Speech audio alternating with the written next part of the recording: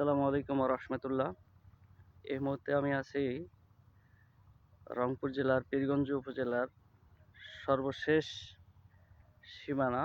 এরপরেই এই যে ডাড়াটা দেখা যাচ্ছে, প্রবাহমান পানির ডাড়া, এরপরেই হচ্ছে দিনাজপুর শুরু। আর এই পাশে হচ্ছে রংপুর পীরগঞ্জ, আর ওই পাশে হচ্ছে দিনাজপুরের নবাবগঞ্জ। এই জায়গাটা, এই ব্রিজটা এখন যেন একেবারেই মরণ ফাঁদ হয়ে দাঁড়িয়েছে। এখানে রাস্তা, এই নদীর দুই পাশে এগুলো ভেঙে গেছে, ভেঙে গিয়ে এই ব্রিজটা এখন এই যে ঝুলন্ত অবস্থায় আছে। এই বিষয়টা নিয়ে এলাকাবাসী আমাকে ইউনিয়ন সভাপতি হিসেবে আমার মাধ্যমে এমপি মহোদয়কে এই বিষয়টা অবগত করার কথা বলেছেন বারবার, এবং আমার কাছে তারা দাবি জানিয়েছেন যে এমপি মহোদয় যেন এটার একটা সুব্যবস্থা করেন। তারই সুবাদে তাদের চাওয়া, এবং আমার ইউনিয়নেই, যেহেতু এটা ৬ নং টুকরি ইউনিয়ন, সেই হেতু আমারও চাওয়া খুব দ্রুতই যেন এই সমস্যাটার সমাধান করা হয়।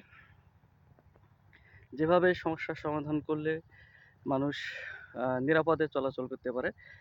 এই রাস্তাটা দিয়ে প্রায় ৪-৫ হাজার লোক দুই পাশে, ওই পাশে নবাবগঞ্জ, এই পাশে পীরগঞ্জের লোক যাতায়াত করে। এটা দুইভাবে হয়ে গেছে। দেখা যাচ্ছে যে এটা নদীর বাতা। এটা ব্রিজটা দুই সীমানায় রয়েছে।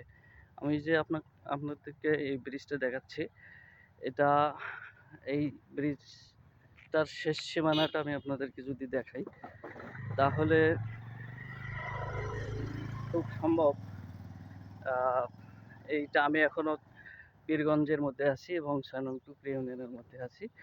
এটা উভয় পাশের এমপি গত সময়ে এটা করেছিলেন।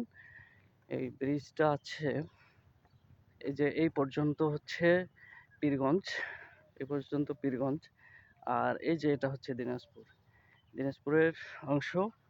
আর এই যে এখানে যেটা দেখা যাচ্ছে, একটা দিনাজপুরের অংশ, আর একটা হচ্ছে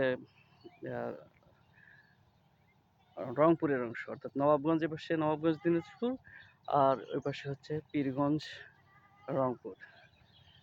তো এই সমস্যাটার সমূহ সমাধান এলাকাবাসী চায়। এখানে সবসময়ই যাতায়াত করে, যে একটা ভ্যান গাড়ি আসতেছে, খুব রিক্সেবল বিষয়টা।